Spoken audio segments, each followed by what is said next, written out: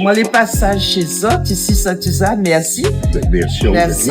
Et surtout, le monde, il était là aussi, il est là aussi dans ce colloque là aujourd'hui, parce que moi, la vieuté, dans la Brésil, dans les États-Unis, dans tout pays d'Afrique, Mozambique, Bénin, Côte d'Ivoire, dans Madagascar, Maurice, Mayotte, côté l'océan Indien, l'Afrique, pays dehors là-bas, les États-Unis. Ah non, mais le monde est chez vous, hein. Le monde est chez vous pendant 4 jours là, c'est génial. Alors, dis-nous, ça donne un peu au programme de ce colloque international. Écoute, il s'accorde sur l'esclavage, bien sûr, il s'accorde sur l'engagisme, et puis ça cause aussi tout l'État, comment il était dans le milieu carcéral aussi.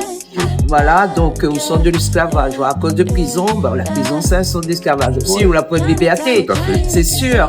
Et moi aujourd'hui, je connais la cause un peu dessus, Marmaille, prodige. Le génie de cette le génie de Saint-Suzanne, Raymond Albius. Marmaille là, t'es 12 ans. On a au compte 12 ans, il a pollinisé pour féconder la vanille là, et l'orchidée, pardon. Et Marmaille là, son travail, la partie dans le monde entier. On a au compte un monde Saint-Suzanne. Franchement, on ne va pas rougir, mais il était un esclave. Et ça l'a fait mal à moi là-dessus, tu vois. Il a tellement mettre ces affaires-là en l'air, partout la trappe ça. Partout la trappe ça dans le monde entier. Puis ça, c'était un truc énorme à l'époque, puisqu'il a exporté beaucoup. Maintenant, la vanille, c'est la vanille, quoi, pas plus que ça.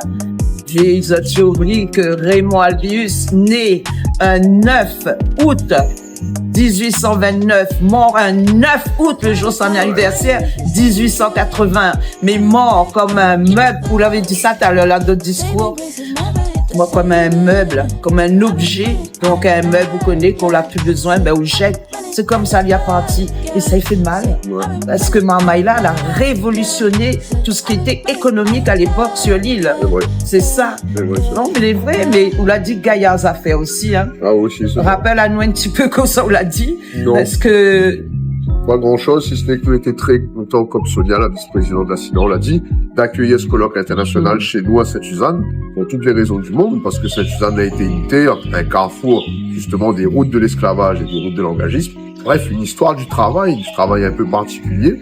Et, à l'instar de notre génie Saint-Suzannois, Edmond Albius, effectivement, c'est une façon pour nous de redécouvrir à l'envers les routes que l'a fait au fond le pays. Et puis, nous invite toute la population du Nord, c'est-à-dire de Saint-Denis, de Sainte-Marie et bien sûr de bonne monde Saint-Suzanne ici même, à venir à la médiathèque ces 4 jours et pour assister à ce cycle de conférences internationales, lesquelles de la autres rendez-vous, la vice-présidente de la CINOR et moi-même, le maire de Saint-Suzanne et toute l'équipe d'ailleurs de la CINOR, au nom du président de la CINOR, Jacques Torres.